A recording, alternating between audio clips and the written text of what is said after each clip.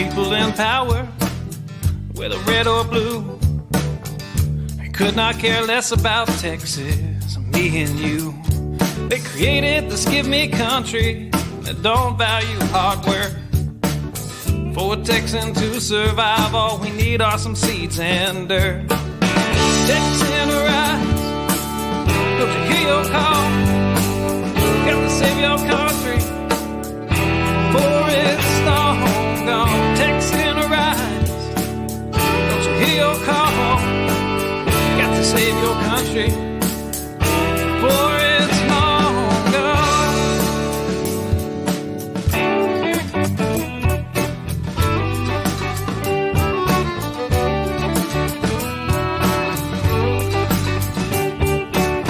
We believe in family and we value our community. Gladly lend a helping hand to a neighbor in need. And we don't believe that government should provide for all of society's needs. No, it's the pride of a Texan to give to others voluntarily. Texan rise, don't you hear your call? Gotta save your country, for it's long gone. Texan rise, don't you hear your call? Gotta save your country, for it's long gone.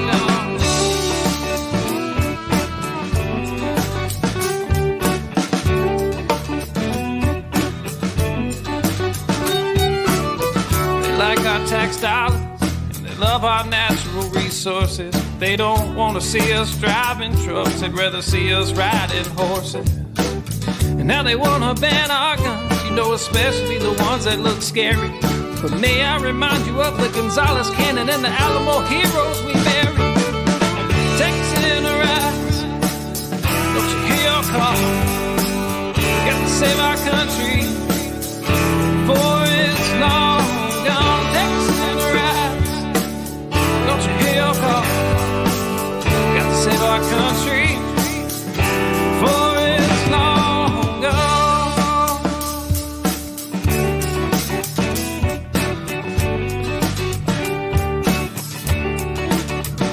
This last verse is straight from the Texas Constitution, Article 1, Section 1 and 2.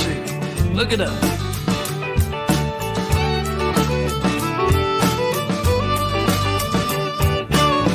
Texas is an independent state, yet presently we suffer.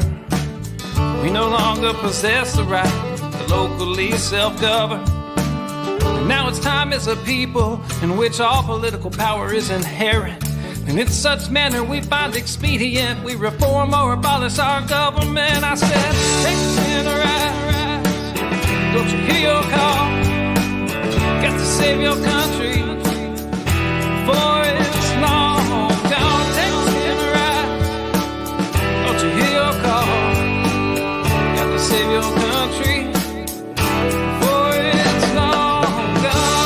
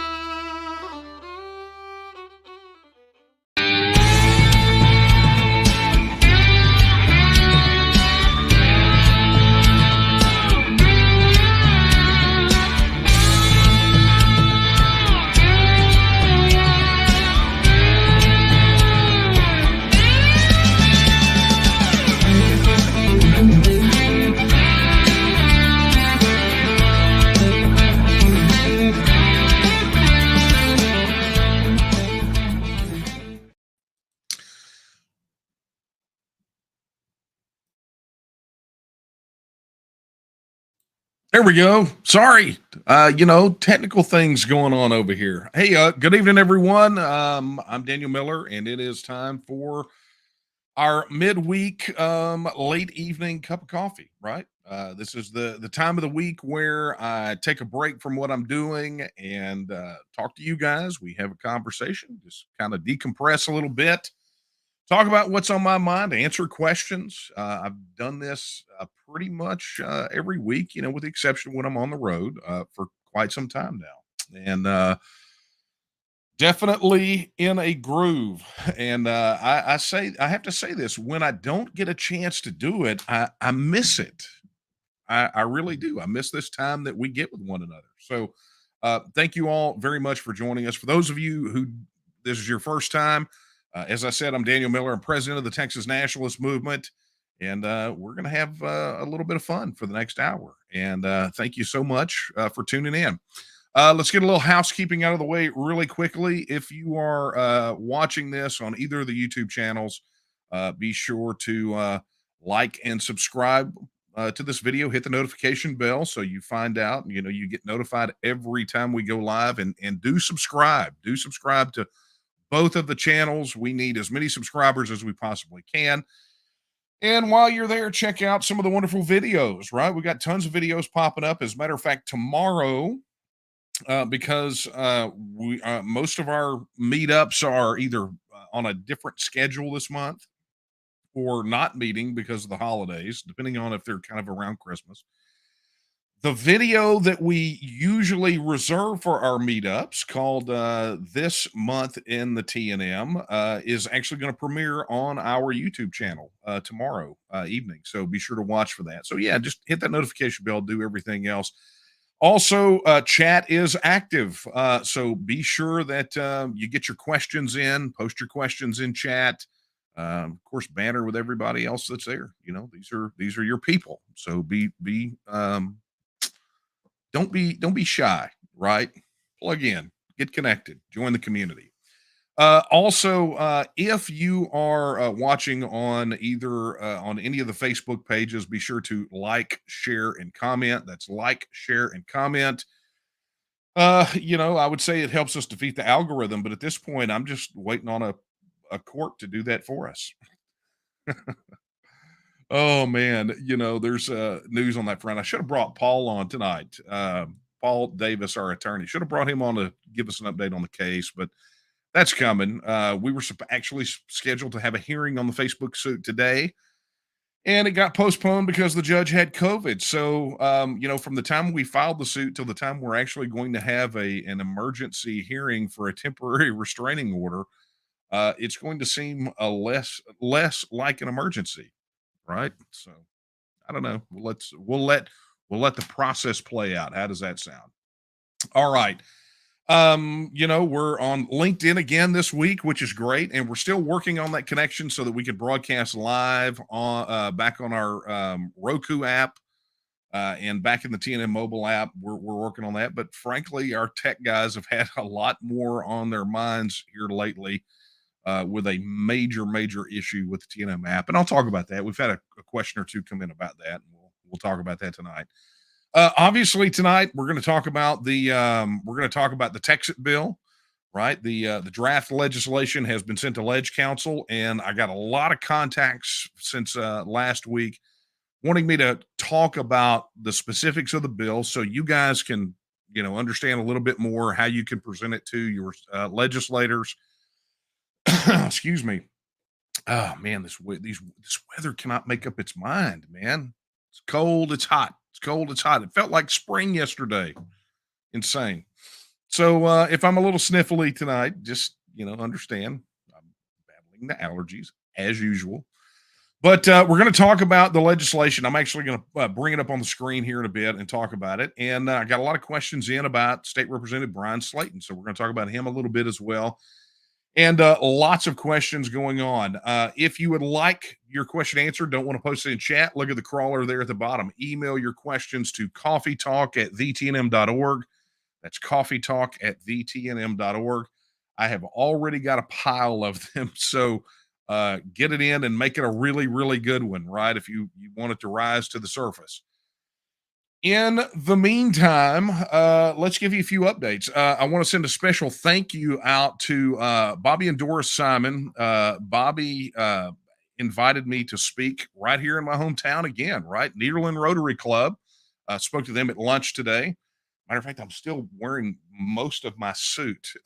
It's been one of those kind of days.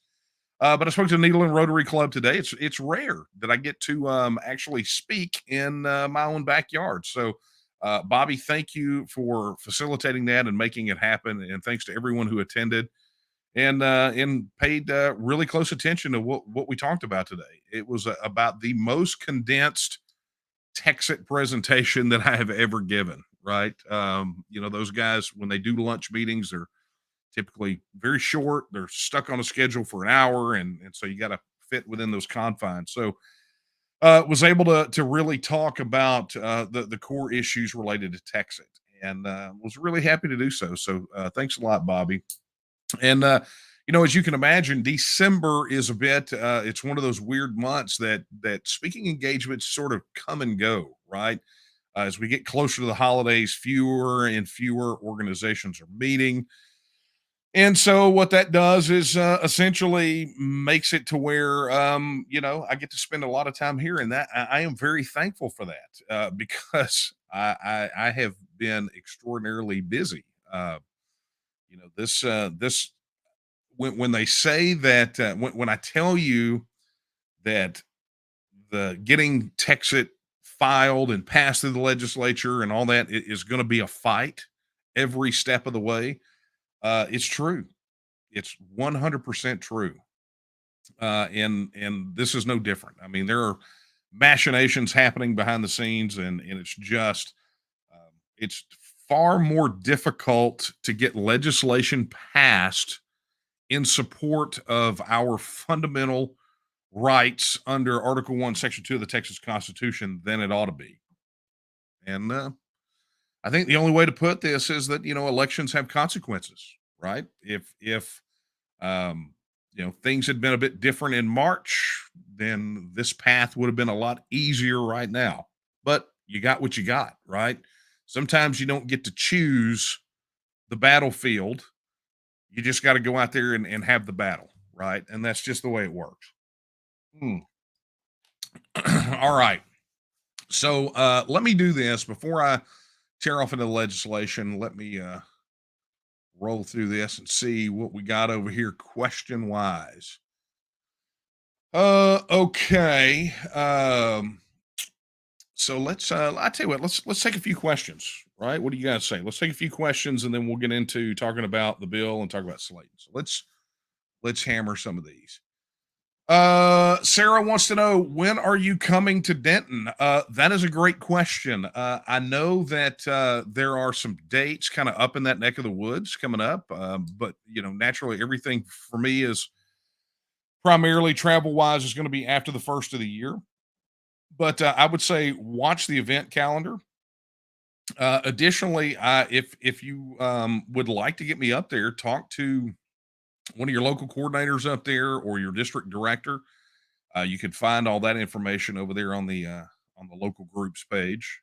Get connected up, and we'll make it happen. But I'm almost positive that I found that there is some dates on the calendar up in that neck of the woods pretty soon. I think I saw McKinney on there, and I know that's it's not Denton, but it's close. But let's get something in Denton proper. I'm down with it. I like to get up that way. Okay, Beverly says, I'm loving the increase in content of the TNM social media posts this week, lifting my glass to whomever is responsible. New comms folks. Yep.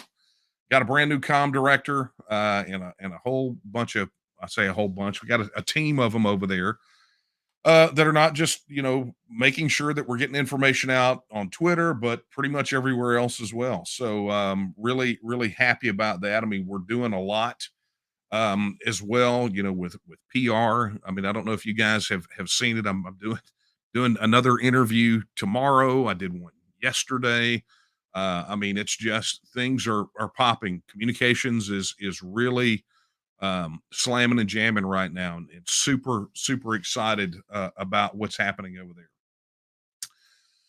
there. Okay, so let's pull up one more. Here we go. Lisa wants to know, how is it the U.S. permitted the new Texas Constitution to even mention abolishing the government? Yeah, it's a great question. Texas Constitution that we have now is 1876, which is a post-Civil War Constitution, which I think is pretty doggone important, right? Um, okay. Yeah. Sorry, guys. Got another question in. Um, it's a post Civil War Constitution, which I think is pretty telling. Now, something to understand, and I'm sure you're referring to Article 1, Section 2. That phrase has that, or the sentiments expressed in Article 1, Section 2, almost verbatim have been in every Texas Constitution all the way back to the Republic of Texas Constitution, with the exception of the constitutions that were in place during Reconstruction. Right? They would pull those things out, and whatever. That's a whole other discussion. But when the Constitutional Convention came together in 1875 and 1876, eventually the 1876 Constitution, those words were inserted back in there. And as a matter of fact, I back in the day, I used to quote the section from the actual Republic of Texas Constitution in 1836, which is a little bit different in wording, but fundamentally expresses the same thing: the inalienable right to alter, reform, or abolish our government. Okay. So, how is it that they permitted it? Well, they didn't disallow it. At the point that that was put in the Constitution, the federal government didn't have any say. A lot of people, I think, at that time would have preferred to um, forget some of the constitutional foibles that came about because of what happened during the war. So uh, Texans inserted it back in there, and they stuck the Texas Bill of Rights right at the very beginning. Article 1 of the current Texas Constitution is our Texas Bill of Rights. And if you really want to have your noodle baked, go look at Article 1, Section 1, when it expressly says that the perpetuity of the Union or the continuance of the Union depends on the right of local self-government unimpaired to all the states. Essentially, it establishes a litmus test for when our Constitution says the Union is over, right? So Article 1, Section 2 is a beautiful thing. But I mean, the most radical part of it, in the minds, I think, of probably the opposition, really should be Article 1, Section 1. That ought to be the one that freaks them out, which was hilarious when in 2016 they tried to shut us down in that floor debate at the Republican convention, and they wanted to take the referendum, the vote part out of it, the Article 1, Section 2 part, but we're perfectly fine leaving the article. They want to take Article 1, Section 2 out, but they were perfectly fine leaving in Article 1, Section 1, which got added to the platform, which was kind of hilarious when you think about it. So anyway, it's, again, Lisa, this is not a mother may I. We don't. This is, Texas is a body politic unto itself, in effect, a nation state that is bound to a political and economic union called the United States. And at the end of the day, when it comes to our Constitution, it's no one else's business but our own. So there is that.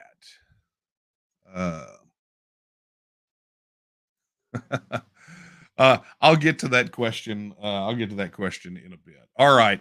So let's talk about a few things, and then I'll take some more questions. I got a lot of questions in recently about Brian Slayton, right? And let me explain why. Because he's got another term. He's going in for a second term as a state rep, and he was a co-author of the Texas Independence Referendum Act the last go around. But more than that, what most people wanted to talk about, oddly enough, was what happened with the Texas First Pledge, right? So many of you know that State Representative Brian Slayton and others, I mean, there are people on the State Board of Education, et cetera, but Slayton in particular was a signer for the Texas of the Texas First Pledge, right? And this is what it says. As part of that pledge, when he signed on, and really all of the candidates, including myself, every candidate who signed the Texas First Pledge signed this particular thing. They pledge to support any and all actions or legislation that fully realize the freedom and independence of Texas, articulated in Article 1, Section 1 of the Texas Constitution. Well, there's that pesky thing we were just talking about.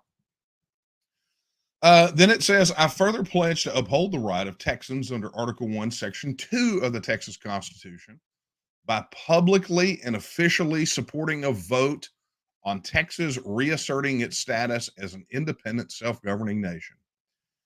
If it is within the powers of my office, I will file or co author legislation to enable a vote on Texas reasserting its status as an independent nation in every term that I am elected until such a referendum is held. Wow. I mean, that's a pledge, right? We created the Texas First Pledge. And of course, there are other things in there as well, dealing with economic sovereignty and border security and things of that nature. So, everyone has hit me up this last week, have hit me up about that particular part, right? And they wanted to know, okay, what does that encompass? What does that entail? Well, ultimately, that's up to the person who signed it, right? And it's not like we didn't have some candidates that signed it and then wanted their name withdrawn. Terry Leo Wilson comes to mind as one who signed it and then decided, oh, I didn't know what I was signing. Well, all of you have to read it before you sign it, right? A pledge is a pledge. And so, whether they wanted their name removed publicly or not is irrelevant to the fact that they made a pledge, right? And the fact that they made a pledge, all of these candidates, I think it's incumbent upon us to first and foremost thank these candidates that are now elected to office, thank them for signing the pledge. I mean, it's bold to sign a pledge, to put your name on the line which is dotted, to say, I promise I will do these things. And so, what I would encourage you guys to do is simply this: is to reach out to Brian Slayton. There's the phone number on his campaign website, and thank him profusely for having the courage to sign a pledge that he will file the legislation. Thank him, because it's bold. It is a bold thing for these people to do. I was talking to someone today about Kyle Biederman. Well, I'll tell you who it was. It was Dr. Cortrup, right? That I talked about in the last couple. I was talking to him and talked about how amazing it was that Kyle Biederman, state rep, he did not run for reelection this go around. How bold it was for him to be that first person out of the trench, so to speak, and file the bill. We were on track 3 times before to get it done. Once when Lieutenant Governor David Dewhurst wanted to push it through and couldn't get the buy-in from Greg Abbott as Attorney General. That was his litmus test. When Leo Berman agreed to file the legislation, and then Strauss threatened to kill all of his other bills if he filed it. And then with James White, right? When State Representative James White went to go file it, and the Ledge Council wound up stripping the referendum out, right? So James at least filed it, but Ledge Council pulled a shiesty on him. So Biederman was, he was kind of that first person out of the trench almost that made it all the way out, and he did a phenomenal job. But that was last session. And now this session, it's going to be important that we get legislative allies. And so we have made the bill available for all of you to download, right? So right now, many of you probably have already seen it or downloaded it. But if you go right now, if you stop what you're doing right now, open another browser window, whatever, however you're watching, and go to our website at tnm.me, you're going to be presented with a pop-up. You pop in your name, your email address, and your zip code, and you submit it. What's going to happen is it's going to spin out an email towards you, right? That's going to have 3 things attached. Number 1, it's going to have the draft of the bill. Number 2, it's going to have essentially kind of a sheet, a guide for the best way to advocate for it. And number 3 is it's going to have a one sheet explaining the process, right? So you'll get not just the legislation, but you'll get a nice guide for how to go present it to your legislators, right? What the mindset you got to have, the way you got to work it. And then the final thing is the process, so you understand it. And additionally, I would encourage all of you when you do that, be also when you submit it, be sure to check your spam folder, right? Because I've had reports that it's going in spam folders. But when you do that, I would suggest going and if you haven't registered your support for the TNM yet, go ahead and do that so you can get a login to the website. Go to the TNM Academy and go enroll in the course, How a Bill Becomes Law. We've got an entire course that we created and launched on the TNM Academy that deals specifically with the bill process, right? So you're going to want to do that, and we'll talk more about that a little bit later as we go through the bill. But the point here is that you want to make absolutely sure that you're armed with all the facts that you have. So go to tnm.me and download the bill. Now, like I said, I'm going to go through it here in a second as we talk about this, and I'm going to break down pieces and parts of it so you understand exactly what it looks like. But you need to have an understanding of the way the process works, right? We get a lot of questions all the time about what people can do. Well, the first thing you can do is figure out how the process works, right? I mean, it's not you don't just show up and you fold it up as a paper airplane and throw it in somebody's window and magically it's there, right? I mean, there is a process, and we have to understand. We understand it, right? But all of us have to understand what the process is, and it will make our work a lot more effective and a lot more efficient. So be sure you do that. All right. So before I tackle the bill, because I'm having to watch the clock here. Let's see if I can get some more questions. Let's look at let's look at some via email. Okay, here's one from Chris Milton. Chris says, "What is the best way to respond to a Twitter Project Fearmonger who says if Texas seceded, every U.S. based corporation would remove their headquarters back to U.S. territory, reducing our economy because they wouldn't want to pay the taxes?" That is a typical Project Fear argument, Chris, and they said it during Brexit. It didn't happen. In fact, more corporations moved headquarters or opened up offices in London post Brexit. So, rather than the net gain of businesses and corporations, especially those multinationals, the net effect was a gain, right? So it's a fear mongering tactic, and I'll tell you what I tell these people a lot of times when they come up with crap like that is prove it. Show me, they make an assertion like this, right? All these companies are show me the companies. Tell me who the companies are, and I'll tell you what, that's not even a good indicator because some corporations during Brexit came out and said they were going to do it and then didn't do it because let's be honest, the EU's regulations were onerous and there were benefits from being headquartered in the UK, right? And it's just the same thing here, right? It's the same thing here in Texas. Talking about people wouldn't want to pay the taxes. Where else are you going to go, right? In North America, in any of the United States, former United States, where the taxes aren't high? Well, it's not here. Texas has always had a far more business friendly climate than the federal system has been. So you take arguments like that, and whoever that is has no idea what they're talking about. Make them show you. Okay, hey, that's great. Every U.S. based corporation, great. Name 6. Give me 6 who have said that's exactly what they'll do. Okay. Let's take a look at another one. Patty in Wise County says, "I can't make coffee talk, but would like to read the drafted Texas Independence Referendum Act." Okay, I just actually covered that.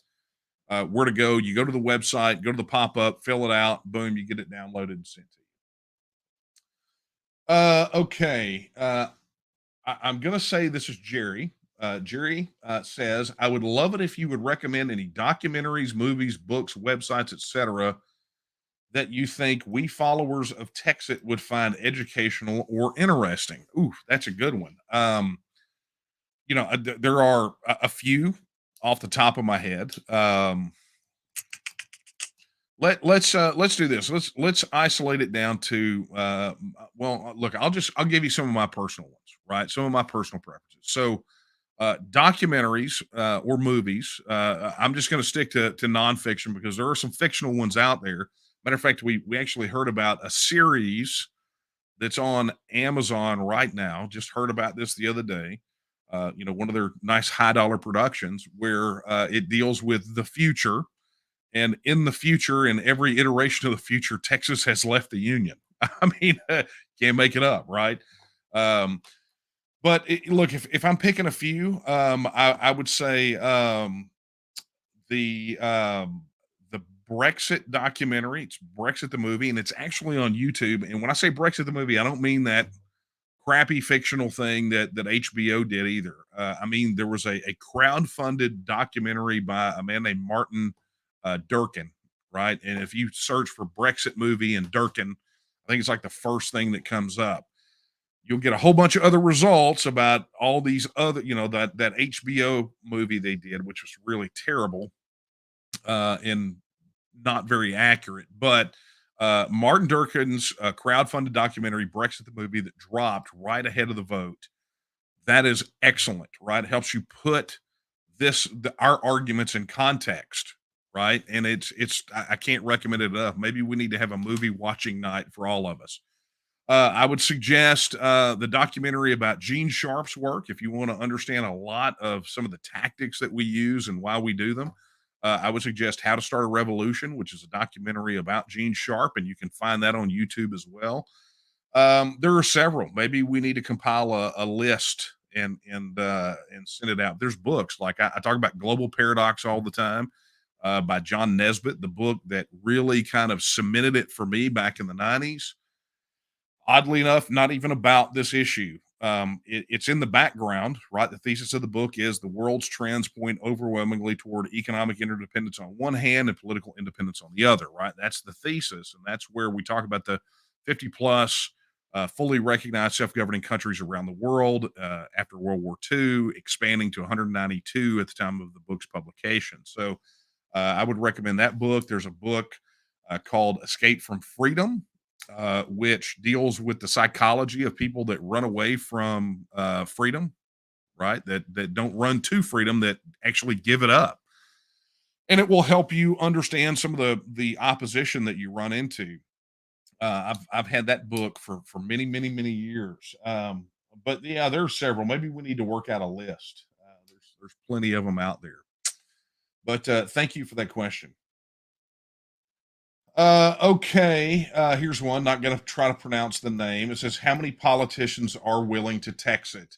That is a question for them. I would suggest looking at the list of people at taketexasback.com who signed the pledge, and start with that. And if you know of a politician at any level, from state level all the way down to the local dog catcher, that hasn't signed the pledge, they can still sign the pledge. So have them do that. Okay, Steve asks, he says, Daniel, read Texit and I'm going through it again. Would you consider putting a reading and study list up for us on the TNM site? Maybe some conversation tactics and ideas to help us present Texit to others. Thanks. That's Steve in San Angelo. Steve, thanks for your question. We would. Right now, we're working on, if you go to the TNM Academy, you're going to see a Texit 101 course, which is essentially the excerpts from the audio book plus a bunch of quizzes. It's not available for enrollment yet. We're still working on getting that rolled out. I mean, when you think about it, broken down into about 40 sections, it takes time. But we've been asked about a study guide previously. One of the things that we have been asked about quite often is Texit books in quantity. People have wanted bundles so they can do it for book clubs or whatever, study groups, discussion groups, and that's in process right now. We're working on making that happen. So, but look, maybe we need to have a Texit masterclass. I know we've talked about that on Coffee Talk more than once, having a Texit masterclass, but I guess that only means, I guess that's only if you can stomach me lecturing for hours about the same topic. But yeah, I think it's a great idea, Steve. We'll make a note of that, and we'll see what we can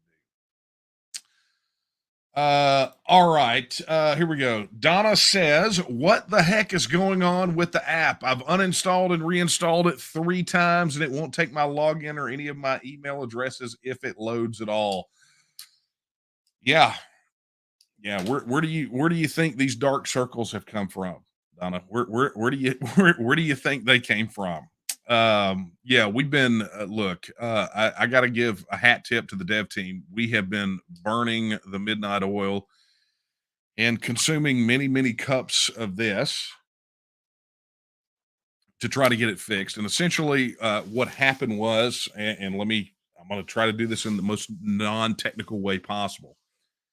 The core code for the app, there was a couple of patches that were sent out right on top of each other that actually broke three different things in the app. And dealing with Apple and Google to unwind upgrades or updates is a nightmare. And so we troubleshoot. We were doing all these things. I'm up with the devs, and so yesterday we were able to get private. So one of the things that was an issue was people were not getting private messages. That was fixed pretty quickly. And then we had an issue with people on both iPhone and Android not being able to access the activity feed on TNM Social on the mobile app. We got that resolved yesterday evening. And then about 4 o'clock this morning, we pushed a patch to Android that essentially fixes the stuck at the loading screen issue. So that being said, if you're still getting that stuck at the loading screen or not logged in, we had an email that went out this afternoon, and what it said to everyone was update the, part of the instructions was update the app. So make sure, since it was pushed at 4 o'clock this morning, if today, this afternoon or sometime you haven't uninstalled and reinstalled or any of that other kind of stuff or whatever.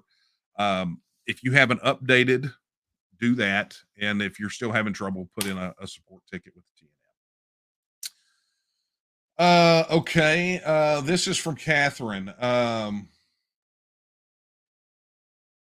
Catherine says a supporter friend of mine just texted me a question. When we achieve Texas independence, see, I like the win, not the if, but the win. That's a good friend, Catherine. Keep that friend.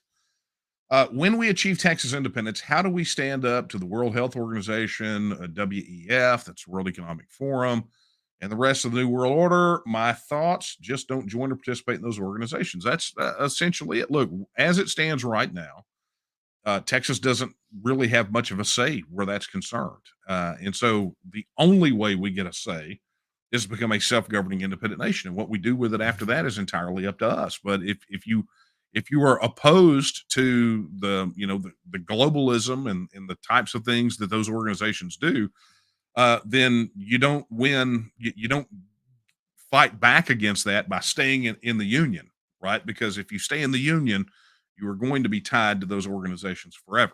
I mean, that's just the way that it works. Okay. Here we go. David wants to know, when are you coming to Greenville? Same thing with Denton. Just watch the calendar, and if you'd like to get me up there, just let's work on it and make it happen. All right. This is from Donna. Donna just did a super chat. Thank you so much for that, Donna. Kudos to the team. Thanks for your hard work. Yeah, I'll definitely pass the word along to the team.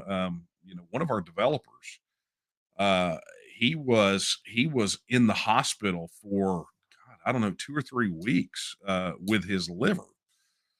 And so he would, I would periodically get to visit with him via Zoom, and there he was in his hospital gown and IV checking in, trying to do what he could. And it's like, look, man, we'll work it through. Take care of yourself. But he, like much of the rest of us, we're obsessed. We're maniacs when it comes to wanting to make TEXIT happen. And so kudos to Nelson. They were holding him hostage in the hospital for like $4,800.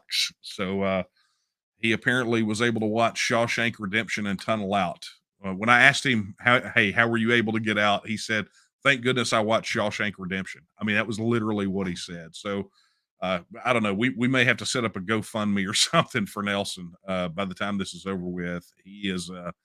He is staunch, man. I love our devs. They are hard workers. Okay, let's do this. Let's take a couple more. Oh, and let me use this opportunity. If you look at the bottom right now, you can see you can email your questions to coffeetalk@vtnm.org or drop them in chat on either of the YouTube channels or in the comments in Facebook. And be sure you indicate it's a question, right? Because Kara's over there in the other room right now, sifting through, trying to get these questions over to me as quickly as she can, amidst all the other banter, right? So, let's see if we can get those in, and I'll just keep checking over here. So let me get these other two, and then I'm gonna get into the bill.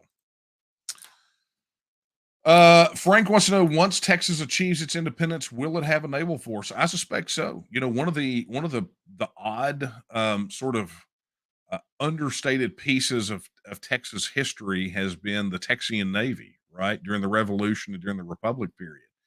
And I suspect that Texas is going to want to have its own naval force. So, uh, you know, Texas is going to want its own deep water navy. We got a long history and tradition of it, and I think it's a pretty solid idea. Okay, here we go. Russo says, why call the TNM the Texas Nationalist Movement? It seems like nationalist is a bit extreme for the group name. It could be like the Texan Unity Movement. Rosso, we have covered this ad nauseum. In fact, there is a video on our YouTube channel about it. There's a video that I played on here. I get it in a way, but I don't. As a matter of fact, if you'd like to head over to texianpartisan.com and read my column from last week, I really address it.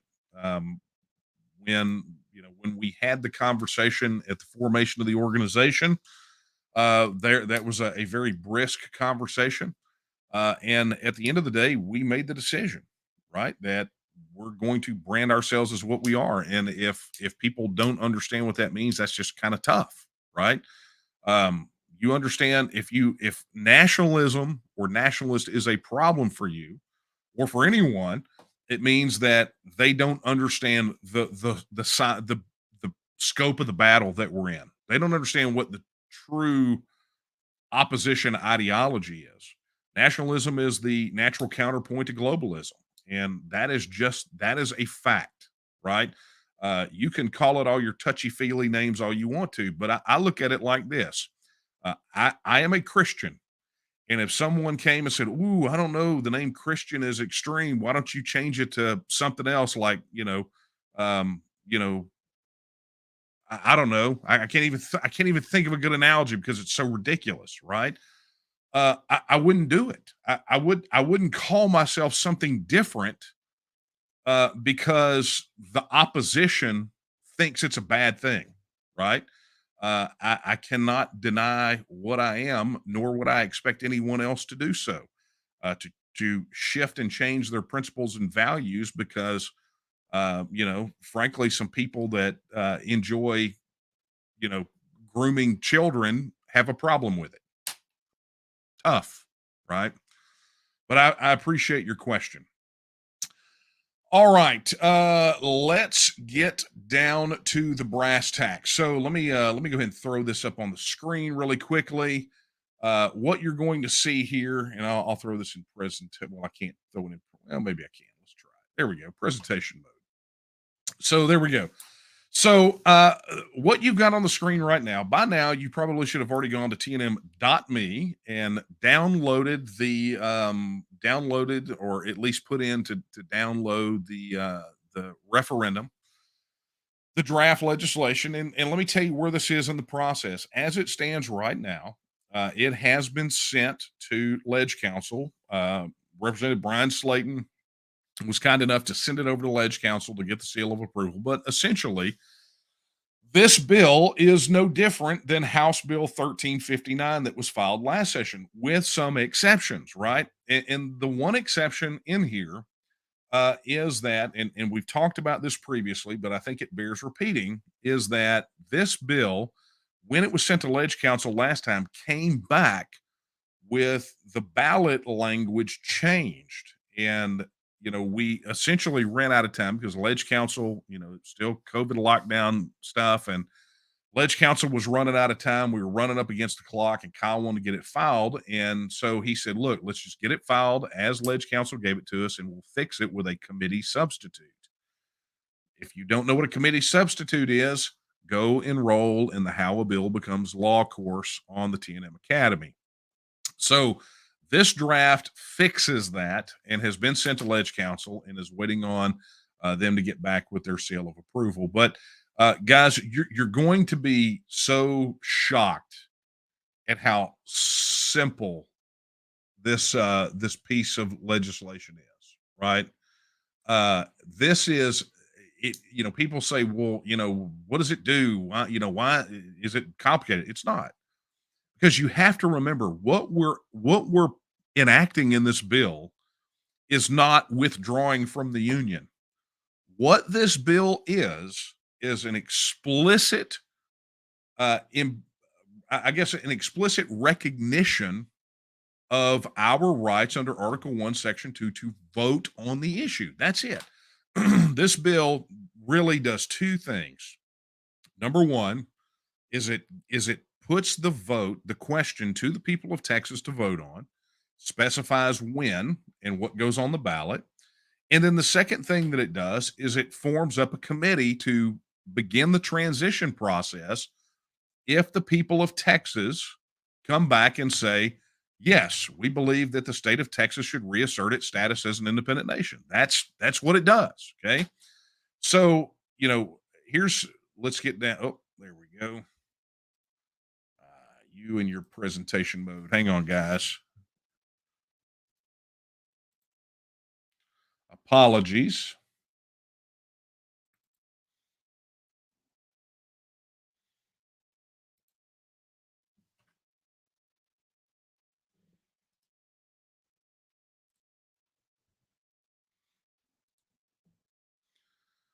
All right, there we go. All right, let's try this again.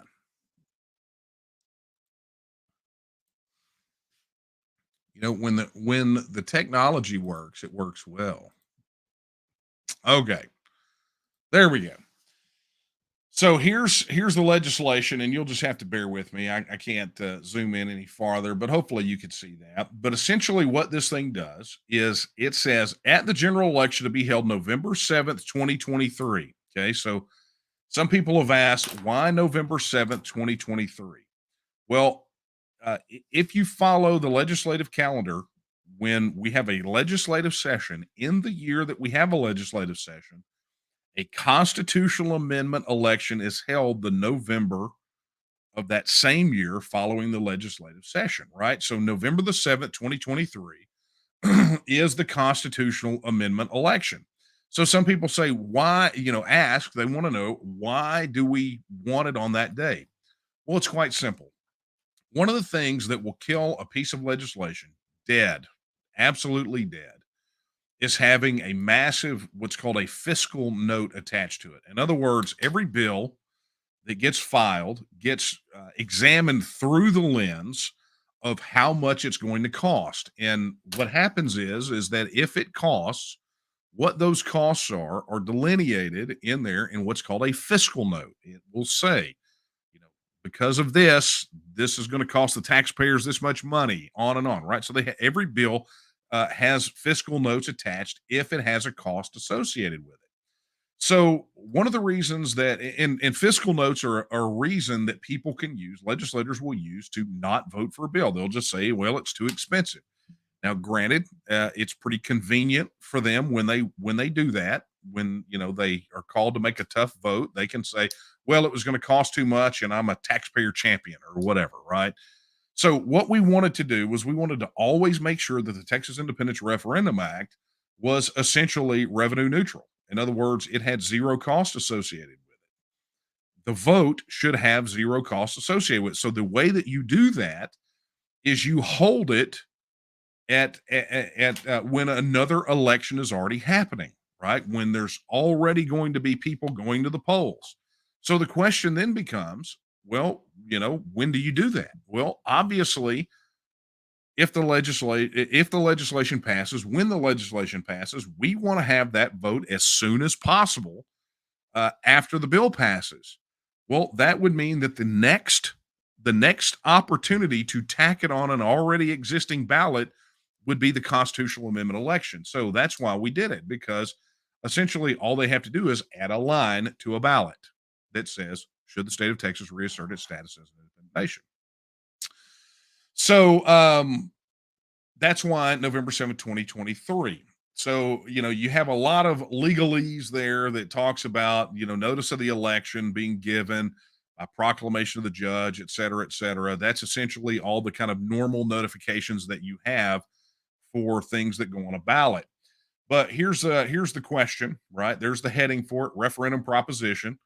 The ballot should be printed to permit voting for or against the proposition. And here's the proposition: should the state of Texas reassert its status as an independent nation? Again, that was the language that was changed by Ledge Council on House Bill 1359 when it was filed. And in this draft version, we have reverted it back. Some people have asked, why is the question so important? Well, I will tell you that that question was constructed by a ton of research, dealing with factors of international law, clarity of independence referendum questions. As a matter of fact, for those of you that are members of the organization and have access to our research library on the website, there is a phenomenal academic work on there that deals specifically with the intelligibility of the independence question, right? And so that question is super important that it is presented in such a way by that, because it's very clear, right? There is no ambiguity to the question that's being asked. People understand what it is, and the fact of the matter is even the down to the word reassert, that idea of reasserting our status as an independent nation tracks with Article 1, Section 1 of the Texas Constitution. The very act of this vote is as I said, the realization of Article 1, Section 2 of the Texas Constitution. So this was very important for us to get right. Now, all the rest of it, you'll see: returns of the votes cast on the proposition shall be prepared and canvassed in the same manner as the returns on a proposed constitutional amendment. It essentially, because this is not a constitutional amendment, it essentially aligns the results and the voting and the process with the existing process, therefore making it revenue neutral. Now, here's the next part. Immediately after the results of the election are certified by the governor, the Secretary of State shall transmit a copy of the certification to the Lieutenant Governor, the Speaker of the House, and each member of the legislature. That is the notification. Additionally, the governor's certification gets sent to the President of the United States. That would be Joe Biden would get a copy of it. The Speaker of the House of Representatives and the President of the Senate of the Congress of the United States. This is all just, notifications. These are all the people that are going to get it. Okay. So there's the first thing that's done. And we'll go back and sort of pull this all together so you understand it. But here's the second thing that it does is it creates a committee. Now, some people have said, why are you creating a committee with the people that are already there, right? Because it gets into the composition of it. The reason for this is, in the original draft of the Texas Independence Referendum Act that was included in the book that we pursued, Ledge Council last session tipped us off that we were asking for things in that legislation that were essentially unconstitutional, right? For example, you cannot require the governor to call a special session by statute, because you cannot compel a constitutionally discretionary function of the governor by statute. So there was no way to force him by statute to call a special session. Now, if this seems weird to anyone, it shouldn't, because this came up during the COVID lockdowns when legislators were calling for, we want a special session. They wanted it, and the governor wouldn't call it. And the governor said, basically, this is it is discretionary. It is my constitutional duty. You can't force me to do this. Well, that's true. If you want to have a special session called in any other way, you need a constitutional amendment to do it. So we could not, by statute, force the governor to call a special session to address this. So what we had to do was we had to think about, okay, what do we do next? What is the thing that we can do by statute that effectively gets the ball rolling? Okay. Now remember, we have always talked about an orderly TEXIT process. And the orderly TEXIT process means is that we've got to make absolutely sure that we're withdrawing in a proper way that mitigates any type of major disruptions to the economy, to whatever it is, that we have this orderly exit, right? That is what the grown folks do. That's what adults do. And this is the way that we've got to tackle this. So what we did was, when that came back from Ledge Council, we went back into the statutes to see what other options were available. And lo and behold, what did we come up with? The same process that was established when the legislature passed its Article 5 Constitutional Convention call, right? The Convention of the States thing. We literally just did that. And what we did was we said, okay, this bill forms a committee to start to address the transitional plan, but the committee does not meet unless the vote comes back in the affirmative, right? So essentially what it is a next step. And people say, why is that important? Because a next step is what changes this from being a non-binding referendum to a binding referendum. It compels some action on the other side of an affirmative vote. Now, some people have said, what is a committee really binding? Is that a big a deal? Oh, yeah, it's huge, right? It's an absolutely huge thing. They say, well, what if the committee drags their feet? Well, if you go into this legislation, you're going to see that there is a time limit. But let me just sort of take this from a constitutional and international law perspective. Okay. The people in the numbers that we're talking about go and vote for this. And they say, we want to reassert our status as an independent nation. That represents a mandate from the body politic, right? The people of Texas will have expressed their political will. So, if anyone oddly enough thinks that there doesn't have to be a next step, they don't understand what it means when you have an expression this size of the body politic, the expression of political will. Remember, we're not talking about a municipal election with 3% voter turnout. Average voter turnout for independence referenda around the world, when we look at all of these and we combine them together, average voter turnout is about 85%, right? Brexit was less, right? Scottish independence referendum was right in the middle, right? Right there at 85%, but that's generally the average voter turnout. So what does that mean? Well, you translate that into about the 2/3 support that we have, 2/3 of the electorate support that we have for the Texas issue. And that means 10 million people will go to the polls and vote to have Texas reassert its status as an independent nation. Well, what does that mean? Well, it effectively means that it will be the largest mandate that any issue has ever received in any vote in the state of Texas, ever. 10 million people go to the polls, right? Out of 17 million registered voters, 10 million of them go to the polls and say, we want Texas to reassert its status as an independent nation. It changes everything. It is the largest mandate that will that has ever happened in Texas history, ever. Okay. So it changes a lot of things, and it's something we can talk about at some later time. But I'm going to run overtime tonight. I hope you guys got your coffee because I'm going to run overtime. But essentially, what happens is this Texas Independence Committee will get together in an affirmative vote, and here's what they're going to decide. And pretty much the rest of this document is what they have to come up with, right? And you guys have heard me talk about it all the time. The 4 major things that need to be planned out and decided: constitutional issues, statutory issues, international covenants, treaties, and agreements, and negotiated issues. And there in this bill is the list, right? any amendments that need to be made to the Constitution of Texas, right? Any creation of new elected and appointed offices, modifying any powers or titles, right? You've heard me talk about it. Let's change the title of governor to president and lieutenant governor to vice president, and let's empower the Secretary of State to deal with foreign affairs, right? That sort of thing. Renaming the state of Texas to the Republic. I mean, things that are set in the Constitution that need to be addressed. Removal of unnecessary or undesirable provisions that exist solely as a consequence of Texas status as a state within the United States of America, right?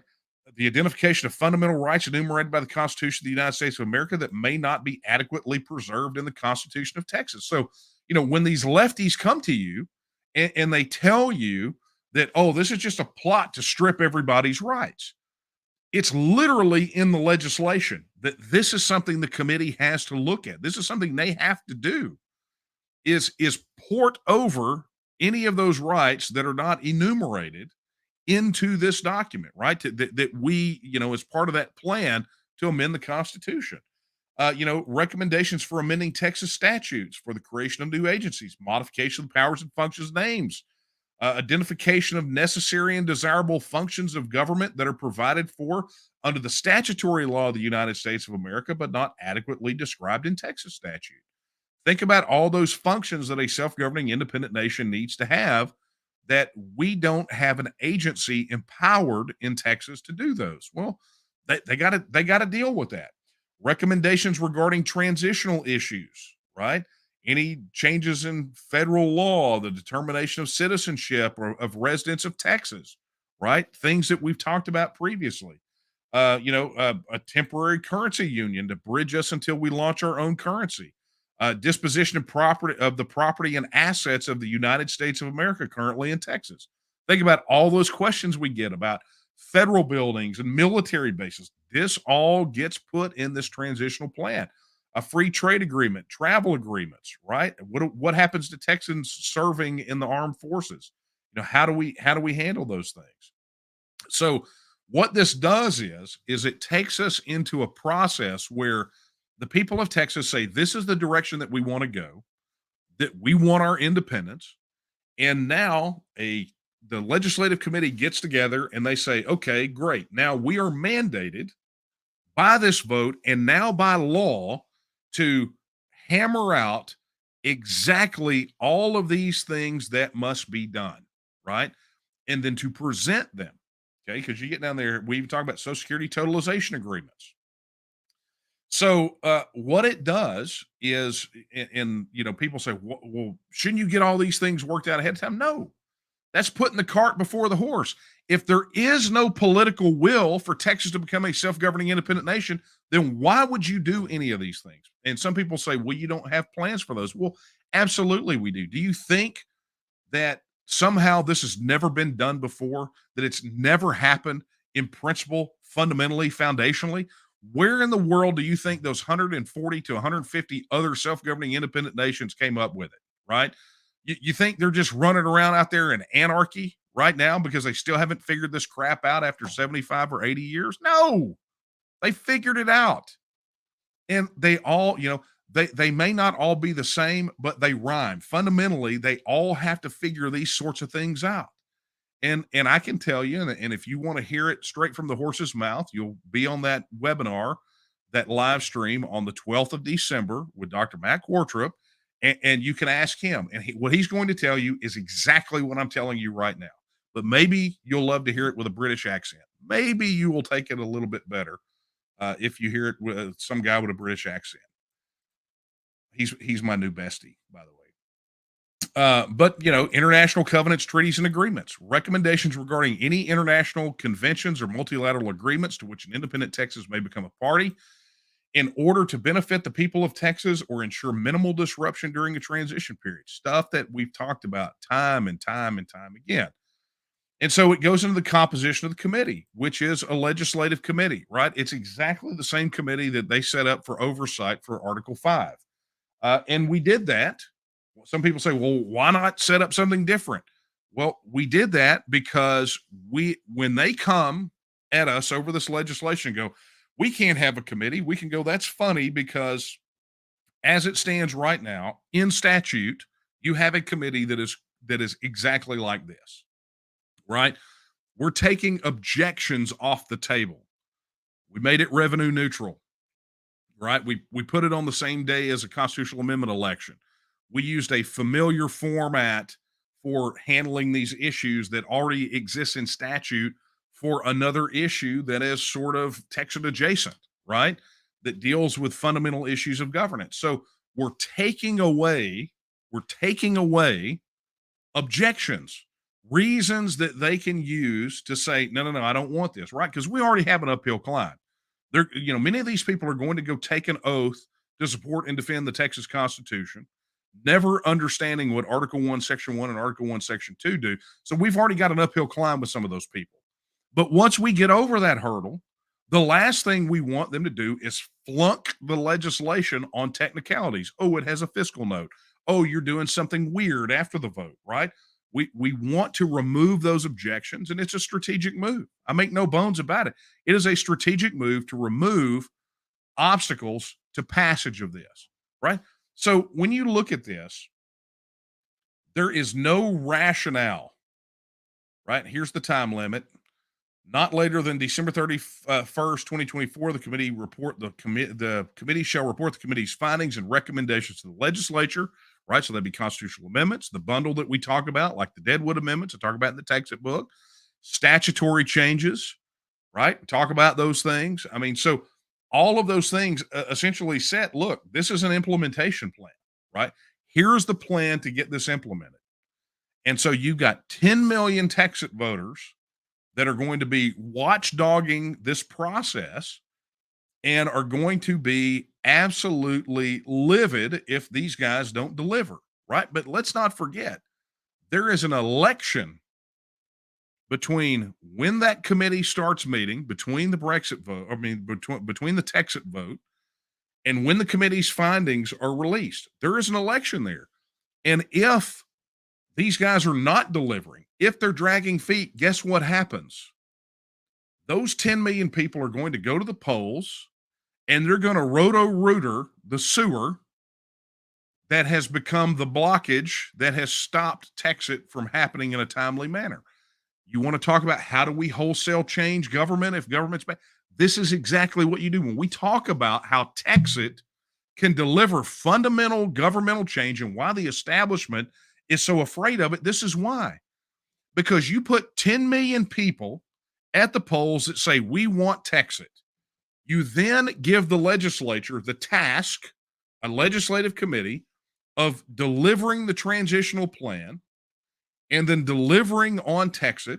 And if they do not do so, those same 10 million people, an insurmountable number at the polls, will go and they will drum every single one of those those obstructionists out of office. You want a clean house? This is how you do it. You want TEXIT to happen? This is how you do it. This is how we win. Okay. So there you go, my friends. There it is. And the rest of it just deals specifically with when it takes effect. It's all stock language. And there you go. It's simple. Literally on 8.5 by 11, or normal, it's 6 pages. And most of it is consumed with what the committee has to deliver on, what they've got to deliver on, what they've got to plan for. Right. So it's a very simple bill that not a single legislator should be afraid of unless they are anti-TEXIT and know, like we do, that if it's put before the people of Texas, it will win. Plain and simple. The only reason that any legislator should be afraid of this legislation is if they are anti-TEXIT and they believe it's going to win. Well, the other option is that they just hate the Texas Bill of Rights, right? Article 1, Section 2 says that this right to alter, reform, or abolish is inalienable, right? So remember, anyone who stands between you and this vote is trampling on your inalienable rights, just like if they came to knock on your door to take your guns, or if they came and put a padlock on your church doors, or came and put a muzzle on you, or did like they're doing in China right now and literally welding people into their houses. Literally welding people into their houses, right? That's what they're doing. So this, my friends, is why we have to double down and we have to fight hard. We're going to have to work. You know, we're already facing an uphill climb. We always will face an uphill climb until this thing gets done, because the political establishment is going to fight us tooth and nail on this.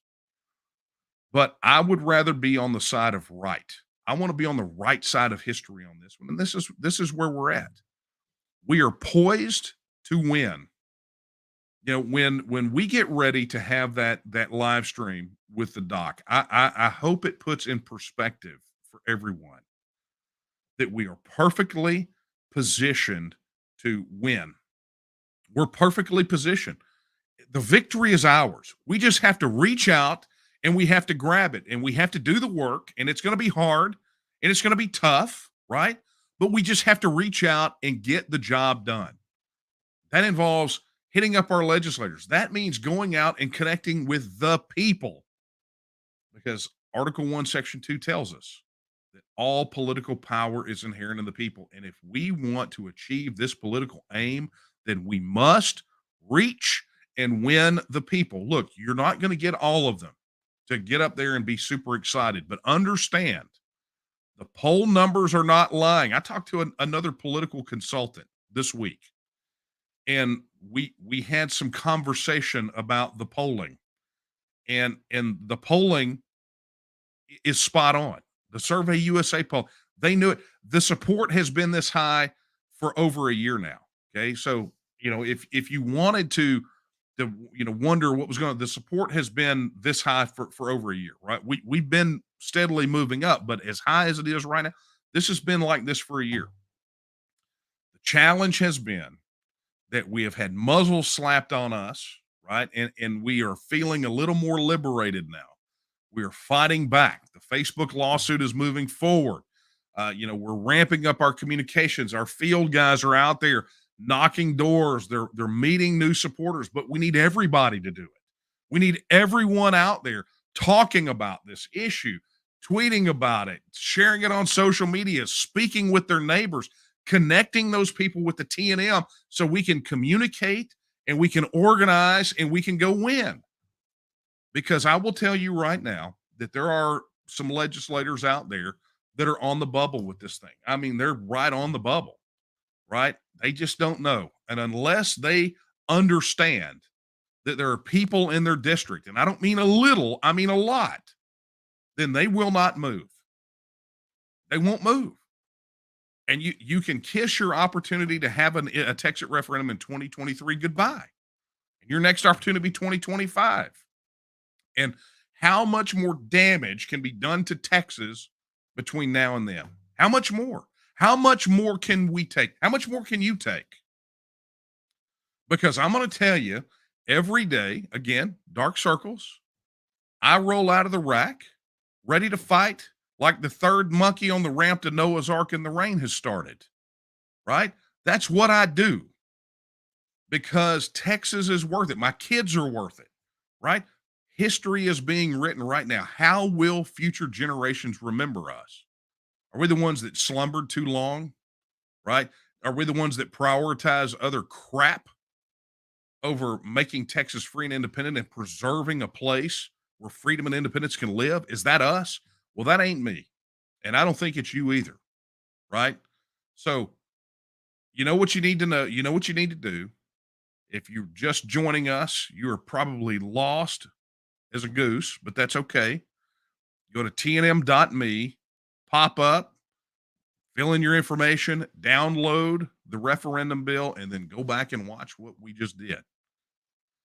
And let's go win. All right. I told y'all I was going into overtime. I'm wound up tighter than Dick's hat band. All right. So let's take some questions and then I'm going to wrap it up. Let's make these rapid fire. Horn 7 says, should we submit this to our reps and senators? If I left any doubt as to that question, the answer is yes. They need to see it coming from every corner, right? Sarah says, what form can we get to put signatures on? Sarah, I would suggest going to the TNM website, going to volunteer, signing up as a volunteer, and all the tools are there. Right there's if you want to sign people up with paper forms, we have that available. We also have on the mobile app. You'll see your QR code you could share with people. There's all kinds of tools over there, and go to when you log into the website, go to tnm.me/outreach. It's under the action menu. If you go to outreach, and you'll have everything there that you need to make that happen. David says, how about an FAQ section on the website with links to topic areas in your book or other sources of reference? David, you're going to be a happy camper. If you go to texitnow.org, it takes you to the section of our website that does that very thing, that has 100 of the most asked questions about TEXIT in excruciating detail, all topically arranged. And I mean, it's all there and it's fully searchable. So go to texitnow.org and you can find that information. Okay. Texas nationalists post Texit. What's to stop the CIA from attempting a coup of the independent Texas government to undermine Texas and vassalize Texas? I covered that a couple of weeks ago. There are always going to be people that want to undermine your independence. It happens. It's happening right now. If you want to look at the object lesson from Brexit, it is simply this: is that once you vote to get your independence, you must jealously guard it, right? And you cannot let foxes in the hen house, which means you got to blow out every anti-Texit politician. You got to run them out of office, right? You got to vote them out, because the last thing you want is people in charge of your independence that don't believe in it and would willingly submit to some sort of external or internal interference in that independence. Theodore says, why secession only brought up when the feds destroy the economy? If Texas really wanted to secede, we would have done it during the great economies to avoid becoming an automatic third world. I've said that for many years. One of the pitches that we made time and time again to legislators was you better get out while the getting out's good, right? The worst time to leave the Titanic is when it's already halfway to the bottom of the North Atlantic, right? You want to rock and roll. Now, the good news is for Texas is we have been economically pretty resilient against a lot of the things that the feds do, but they are actively and directly targeting us now, right? When they're targeting agriculture, when they're targeting energy, when they're targeting tech, when they have systematically dismantled our southern border with Mexico, they've affected national security. I mean, they've done tons of things, right? So this is really sort of ramped up. And again, because they have engaged in economic warfare against the people of Texas and frankly every other state through their disastrous monetary policies, then we're under a certain amount of duress. That is the argument that I've been making all along. Is I don't care what those external circumstances are, Texas would always be better off as a self-governing independent nation. This is not a reaction to what's going on. Now, that may be some people's, that may be their red line that's crossed, and so be it. But Texas independence is good for Texas all the time, right? Because there is no turning away from federal debt or 2.5 million unelected bureaucrats or the mathematical impossibility of changing the federal government and fixing it, right? Texas independence is good all the time. That is the solution all the time. There is never a day that you're going to wake up and self-government for Texas won't be the best option on the table. All right. Well, we made it through that, and I went into overtime. You're welcome. And I didn't even get to the bottom of my cup of coffee, which is kind of ridiculous, right? All right. So let's go ahead and wrap this bad boy up. Let me remind you, if you have not become a member of the Texas Nationalism Movement, tonight is your night. Head over to tnm.me/join. That is tnm.me/join and become a member today. Additionally, you heard me shout it out a moment ago. You got to get in the game, right? You got to put on the team jersey. You got to get out there on the field and help us win this thing. So become a volunteer. Head over to tnm.me/volunteer. You'll see it. It's a volunteer. It's right on the menu of the website, but become a volunteer today. Additionally, the one thing you're going to want to do is go plug into your local group. If you don't know where your local group is or how to get in contact, head over to tnm.me/local groups. And again, if there's not one in your area, step up, be the leader that we know you can be, and volunteer to become a local coordinator. We would love to have you. All right. Well, friends, that is a wrap for Coffee Talk. I got to jump off of here and I got to get back to work. I want to thank you all very much for spending this evening with me. So glad we could get this knocked out and talk about these big issues. And I'm more excited than I've ever been. So I will tonight. I will leave you, as I do every time, with the words of the inimitable Sam Houston. When he said that Texas will again lift its head and stand among the nations. I believe that time is now. And the question is, will you stand with her? Good night, everyone.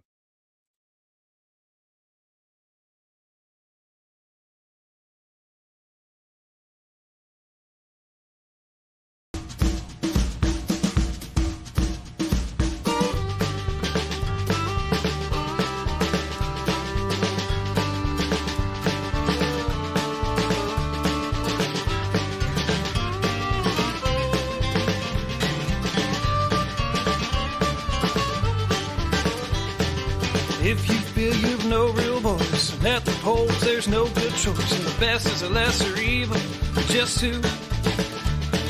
And it is time for a real change. Instead of voting more of the same, only one solution restores the power of you. When Texan rights have been impaired, and it's gone on for many years, there's only one way left to correct it. You know Texans are the best to decide the future of Texas, so pledge your vote today for Texas. July the 4th, we celebrate an exit of the United States from a British Empire that denied them representation. Yeah, and history repeats, they say. Britain's past became their fate when a Brexit vote restored Britain's status as a nation. When the Constitution is ignored, state sovereignty thrown overboard, and all attempts to restore it have been rejected. You know the Texans are the best to decide the future of Texas, so pledge your vote today for Texas.